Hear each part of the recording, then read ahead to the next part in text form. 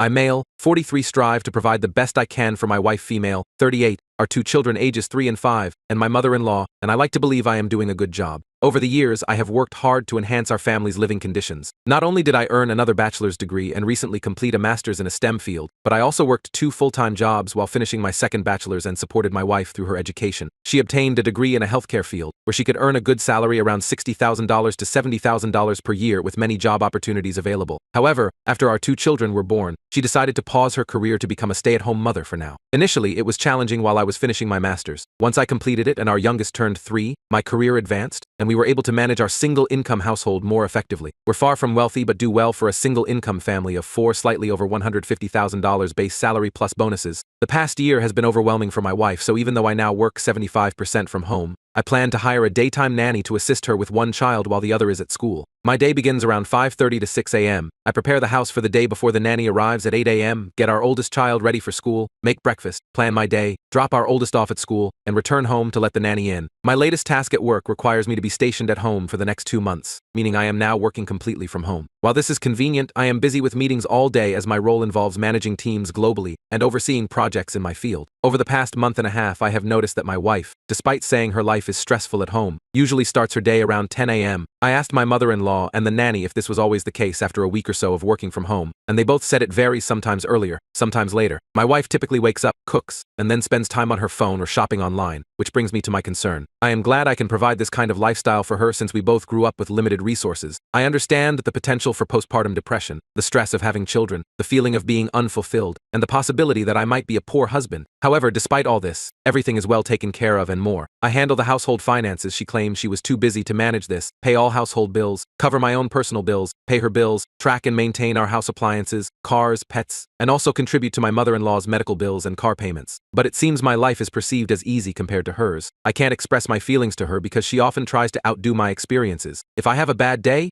she claims her day is worse because I am lucky to be away working. My feet ache from walking all day during work travel, which pales in comparison to her standing and cooking with a child attached to her. For the past 2 years or so, I have been told that I ruined her life and opportunities, but when I remind her of these statements, she denies and avoids taking responsibility. My mother-in-law has mentioned that she has noticed changes in both myself and my wife. I feel more connected to my children, and honestly, I have found myself hugging the dogs and talking to them more about my life than I do with my wife. I feel like I am in emotional survival mode, as I am close to advancing in my career, but also close to seeking comfort at the bottom of a whiskey bottle. I'm expecting to hear from some men about how I'm being overly emotional, but I'm not a machine. I just want to feel that someone I care about, aside from my children, values and loves me for what I do. I'm also anticipating responses from stay-at-home mothers, which is fine. I grew up in a single-parent household. It's not easy, and with the assistance of her mother and a nanny Monday through Friday, managing one toddler while the other child is at school. Can anyone genuinely say she is experiencing the typical stay-at-home mother life? Neither my friends nor colleagues who are single parents would agree. I'm sure some will dismiss this as a poorly written story, but it is what it is. In summary, it feels like my wife has disengaged from our marriage, and we have become mere roommates where she still enjoys the benefits of marriage. I'm not asking her to constantly be affectionate or let me do whatever I want. I just want to be acknowledged for my efforts and receive some emotional comfort, like a simple hug, but it seems that as the person who has ruined her life, I don't deserve it.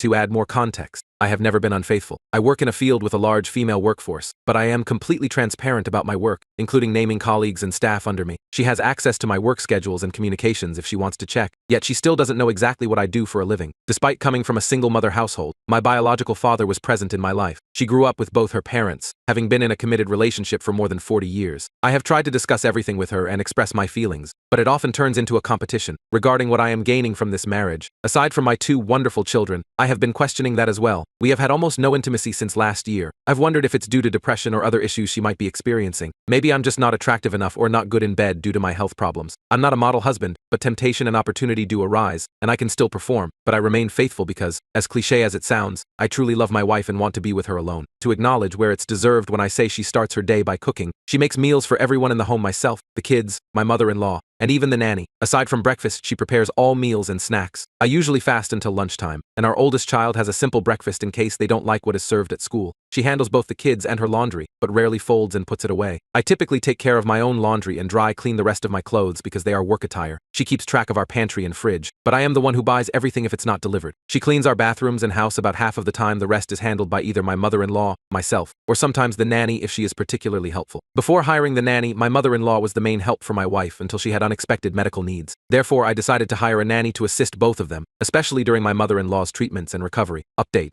I'm not sure if anyone will read this, but I appreciate those who have reached out and chatted with me. Even though I've kept my new friends here updated, I wanted to give a brief update. I showed my wife my post the following weekend, and she read it along with all the comments. To make a long story short, it led to an argument. She left to stay with her sister, and I've been managing as a single parent since. It's disheartening to say that, aside from saying goodnight to our children, everything else feels pretty much the same. I don't have much else to add except to thank everyone for their kind words and support. I need to mention that this post has grown bigger than I anticipated from just a venting post, but I've responded to a few comments. Thank you for the comments, and direct messages, and also for the offers to let me disrupt your life. It has been the highlight of my day and night, as I sit here with my dog while everyone else is asleep. It's quite sad that I feel like I need to seek validation from strangers on the internet for my feelings. I apologize in advance for trying to keep this as general as possible. I just wanted to update those who have kindly checked in through direct messages and comments. Sorry for the long post. It's somewhat ironic and coincidental that I'm providing this follow-up during Men's Mental Health Awareness Month, but I could really use another outlet besides my therapist. Apologies if this isn't the resolution or dramatic ending people might have been hoping for. To summarize, my wife left, came back as if nothing happened, and made it all about her. Nothing has changed.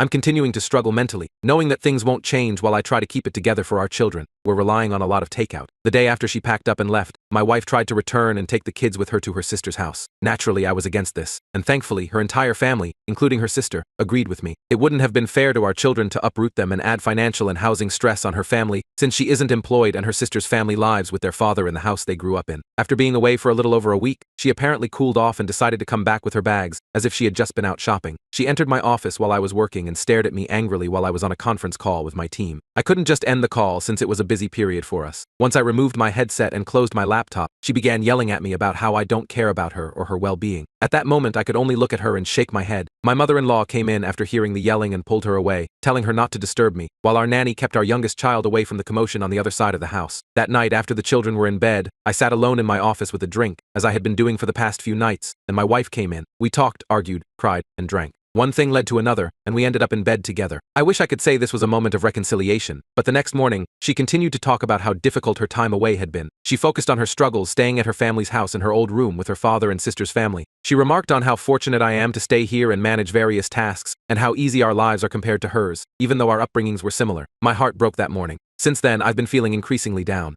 This past week, I made another attempt to reconcile and discuss our issues, but I was met with a shouting match while trying to share my stress and anxieties about life and work. Wife: well, do you know how hard this is for me? You're supposed to help me feel happy. Me. So when it comes to my happiness, stress, needs, and overall well-being, I should just get over it.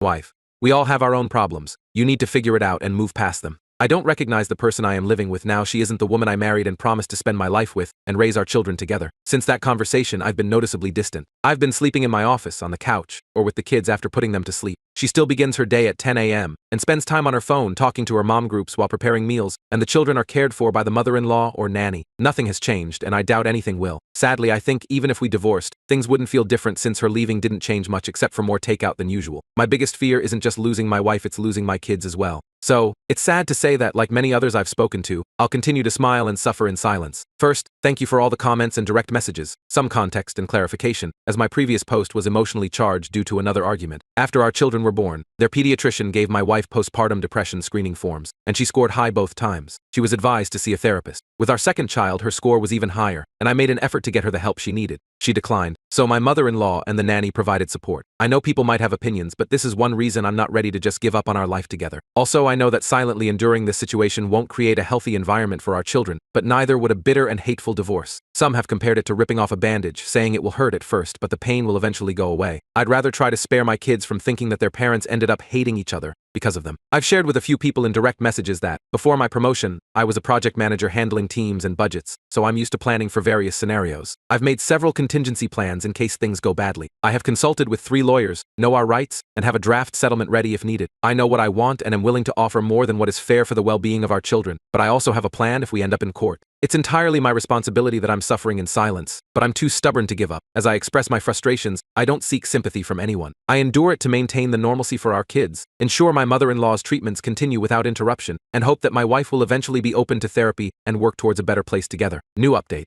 First and foremost, I'm finished. My wife said I don't do anything, and am worthless during the therapist and family Father's Day dinner. She was served. She's angry. She's trying to act perfect while I'm waiting and taking care of my family kids, my mother and my mother-in-law. Oh well. I'll just affect everyone else in my family too. Secondly, to clear up some confusion, I did not earn 2 bachelor's degrees and a master's degree while working 2 jobs simultaneously, as some readers seem to think. Bachelor's degree 1 was completed in the early 2000s. Bachelor's degree 2 was achieved through online classes over several years, 2 classes per semester, while working 2 full-time jobs, job 1 at a hospital with a 36-48-hour schedule and job 2 at a big box store with 32 to 40 hours spread over 7 days a week to pay for both my and my wife's tuition because she decided to go back to school before we had children. After graduating with bachelor's degree 2 and starting in my current field, I was able to work just 1 job and get my master's degree. So no, I did not complete 3 degrees at the same time or in quick succession. I'm surprised I need to explain this, as working 2 jobs while studying isn't that uncommon. My wife chooses not to work. She technically has a job, but she hardly works it, like working one day 4 to 5 months ago for 8 hours on a Tuesday. Her job and manager are very accommodating, flexible PRN model and provide a list of days needing coverage, allowing her to pick up shifts if she wants. Although she could work more and only does enough to maintain her license, she complains to our family about her career being on hold, even though she has the chance to work more if she chooses to. She has a supportive network around her for either decision she makes. Our family, her job, and I have made numerous offers and taken many steps to facilitate her return to work, such as hiring a nanny, having my mother-in-law move in to help, my working from home, her flexible PRN schedule, etc. Yet here we are.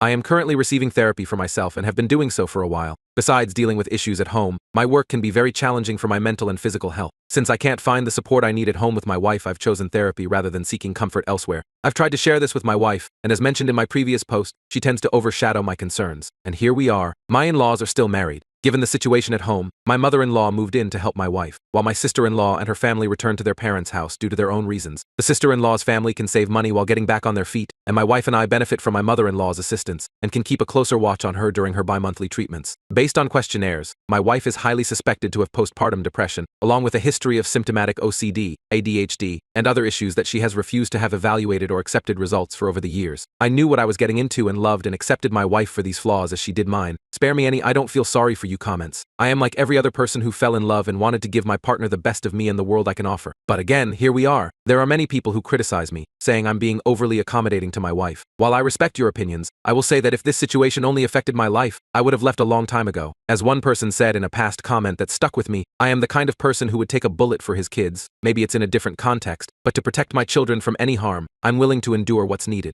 I hope other fathers would do the same for their children, and that's why I've endured as much as I have. For now, I'd rather my wife use me as an outlet for her problems rather than our kids. My children and I will be alright as we move forward. Now for the update. This marks the end of a chapter. After a strong push from our family through an intervention, my wife and I finally tried marriage counseling. I'm sure many of you can guess how that went. Blame, tears, regrets, gaslighting, with a side of me being blamed for her life being ruined. This time it was in front of a licensed therapist rather than mom groups. In the end, everything the therapist suggested was ignored because it didn't fit her status quo. One notable moment was when the therapist asked if she could recall when she last felt truly happy. Her response was about 12 years ago. Please note that 12 years ago she was still in her 20s, childless, living with her ex, a vastly different time and situation. I know it's petty, but if that's when she last felt happy, it wouldn't be far-fetched for her to find that happiness again, since her ex is in the same place he was 12 years ago. That's fine if that's her choice, but in my 40s with kids, going clubbing multiple days a week isn't appealing to me anymore. And of course, I don't want my kids around a mom and her company who drown themselves in alcohol. Additionally, I know some will ask, and I can confirm she hasn't physically cheated on me, but I can't confirm if she has emotionally, if that's the right term. After the therapy session, I checked all her phone records and didn't find anything unusual, but I didn't check apps like Instagram or Snapchat. I know I might seem dull, but a shout out to every Costco dad whose Sunday fun involves going around with kids for samples.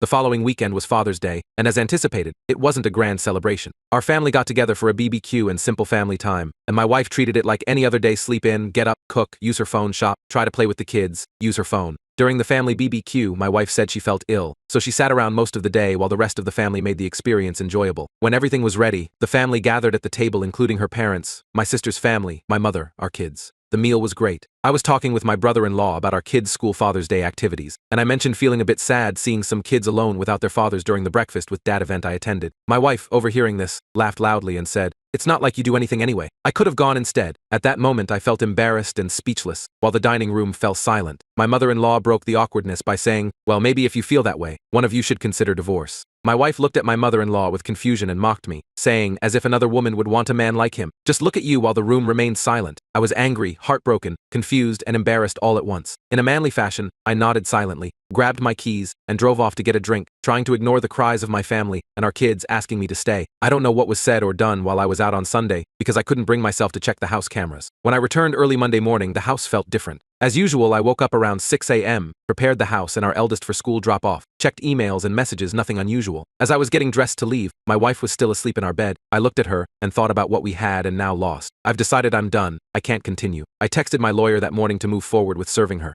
Last week, she was served at our home. She had what could be described as a minor breakdown and came into my office, expressing loudly how I could do this to her. Her mother intervened, leading to accusations that I had turned her family against her. I might have felt bad if it wasn't followed by her acting as if she's been an active and attentive wife and mother in recent years. Sure, people might say she's making an effort, but she has made many attempts and we usually fall back into old patterns. For those interested, I am seeking full or at least primary custody of our children. I will continue to cover all their costs, including insurance, tuition. Both of our children will attend private schools in the fall, medical expenses, and so on. My mother-in-law has provided me with the strength and support that have complemented my own mother's encouragement throughout this process. She has been the kind of mother-wife I hoped my wife would be to our kids and me. Out of respect for my mother-in-law and my own mother's wishes, I will continue to provide financial help if needed during her treatments. Although some may believe I should cut off her entire family, I understand the challenges faced by families dealing with cancer, having experienced it firsthand as a family member and caregiver. Overall, I am ready to fight if necessary, but I just want a simple, straightforward divorce. My wife will not receive alimony, so apologies to those who think she needs to divorce me first to obtain that additional support. 1. We live in a state where alimony is not typically enforced. 2. She has immediate access to employment. 3. To avoid any potential issues, I will cover her insurance and expenses until the divorce is finalized or until she finds full-time employment. So that's it. I'm done and waiting for the steps to be completed for everything to be completed. Sorry it wasn't as dramatic or plot twisting as some might have hoped, but that's life. I'm not sure if I'll update this once it's all settled, which might take a few more months depending on whether we go to war or not.